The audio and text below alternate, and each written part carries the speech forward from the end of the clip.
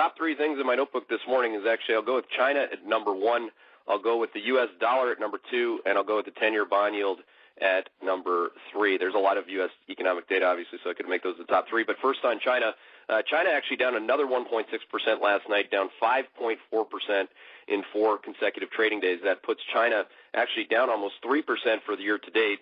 China has very bad economic fundamentals. The only hope is that they have more and more stimulus, but we wanted to be clear on that. We've had multiple questions on that. No, we don't think that China's growth is accelerating. We just thought that they were trying to stimulate the stock market, which is indeed different than the economy. Now, point number two, the U.S. dollar most likely gets – the dollar's been signaling this. Gold's been signaling this.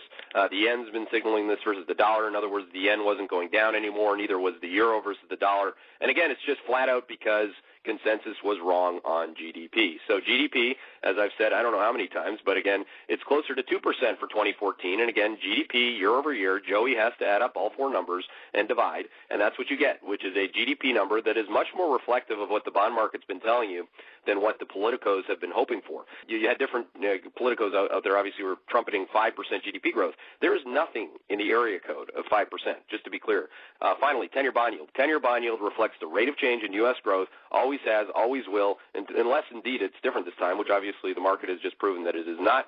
The rate of change, whether you look at it sequentially versus the third quarter number, or if you just look at the December data and what has been a horrific earnings season, which Christian Drake highlighted all 3 in the early look note this morning. The rate of change got you paid on TLT. Long bonds, EDVs, zeros, whatever it is, long duration bonds is where all the performance has been at.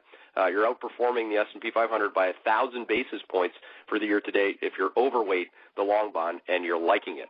Those are your top 3 things.